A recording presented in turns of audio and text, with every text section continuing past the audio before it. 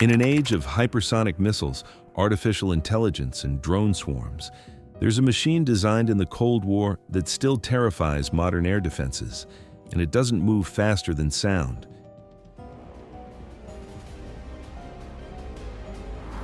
Whiteman Air Force Base in Missouri. It was December 17, 1993, that a crowd first gathered here to greet the nation's most closely kept aviation secret. It doesn't carry flashy weapons externally. It doesn't announce its presence. In fact, if it's doing its job correctly, you never know it was there at all.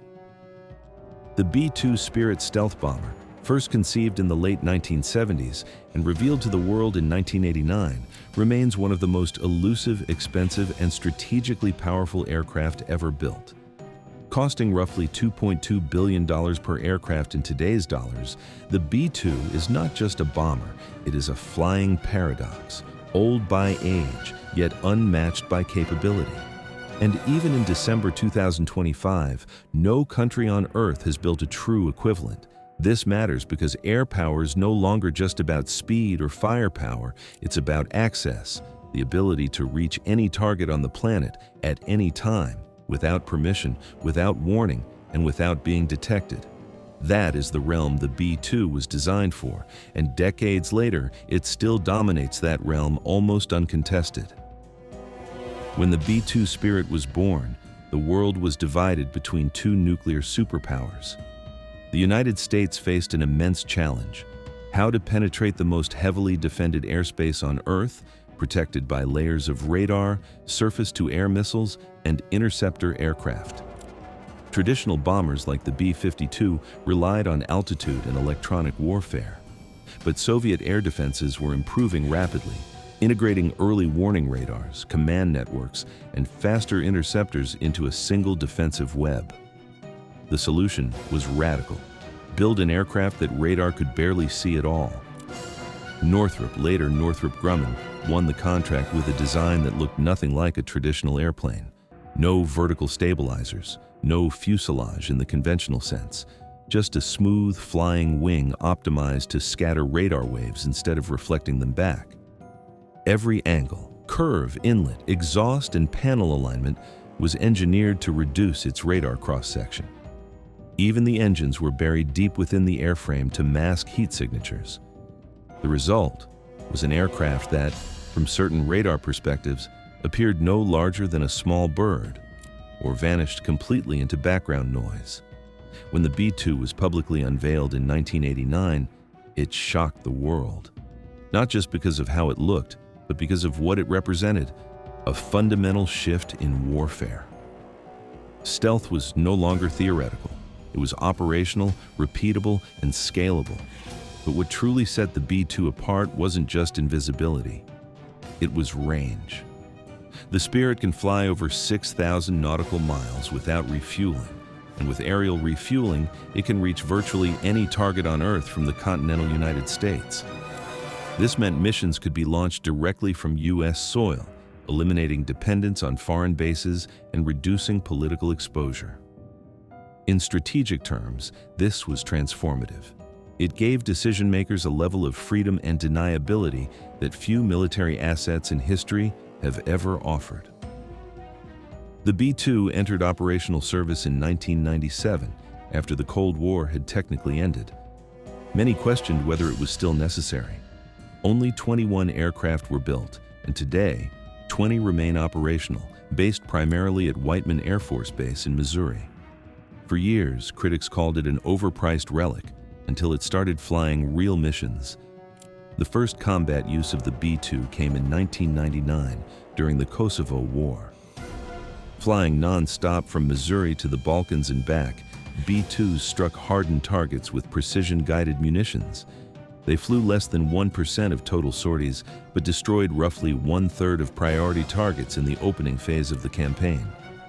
This wasn't just impressive, it fundamentally changed how planners viewed stealth. One aircraft, properly employed, could do the work of dozens. Over the following decades, the B-2 saw action in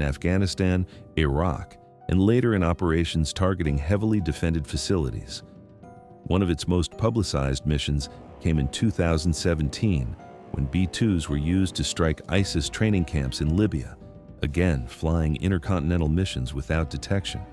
These missions demonstrated not just survivability, but reliability. Long flights, complex coordination, and pinpoint accuracy across continents. What makes the B-2 uniquely terrifying is not speed or payload alone, but certainty. If political leaders decide a target must be hit, and air defenses must not have a chance to respond, the B-2 is the platform of choice. It carries both conventional and nuclear weapons, including the B-61 and B-83 nuclear gravity bombs, making it a core component of America's nuclear triad. Even in 2025, the B-2 remains one of the only aircraft certified to deliver modern nuclear gravity bombs in contested airspace. That alone keeps it strategically relevant, even as newer platforms enter development. Its cost, however, has always been controversial. The original program cost exceeded $44 billion, and when spread across just 21 aircraft, the per-unit cost ballooned dramatically. Adjusted for inflation, each B-2 represents an investment of over $2.2 billion. Maintenance is equally demanding. The stealth coatings require climate-controlled hangars and meticulous upkeep. Even minor surface imperfections can compromise low observability, making maintenance as critical as flight itself. Yet, the cost buys something no other system does: access denial dominance. While modern air defenses have improved, detecting low observable aircraft remains extraordinarily difficult. Radar systems designed to counter stealth exist, but detection does not equal targeting, and targeting does not equal engagement. The B-2's design minimizes detection across multiple radar bands, and its mission planning assumes layered evasion, not brute force. This is why, despite massive investment, no peer adversary has fielded a true B-2 equivalent. Russia's PAKDA remains in development. China's H-20 stealth bomber has been teased but not publicly revealed or operationally confirmed as of late 2025. Both nations understand the challenge. Stealth bombers are not just aircraft. They are ecosystems requiring decades of materials science, sensor fusion, manufacturing precision, secure communications, and doctrinal experience. The B-2 also benefits from constant modernization. While its airframe dates back to the Cold War, its avionics, sensors, defensive systems, and data links have been repeatedly upgraded. Integration with modern command and control networks allows it to operate as part of a broader battle space, sharing information in real time and adapting mid-mission if needed. One of the most overlooked aspects of the B-2 is its psychological effect. The knowledge that an invisible bomber could already be overhead, undetected, unstoppable, has deterrent value beyond any missile or fighter jet. It forces adversaries to assume vulnerability at all times. You can defend against missiles you see coming. You can scramble fighters against radar contacts. But how do you defend against something you can't reliably detect? That question has only grown more uncomfortable in recent years as global tensions rise. As of 2025, the B-2 continues regular training and deterrence missions, sometimes deliberately publicized, sometimes deliberately silent. Silence, in this case, is strategic communication.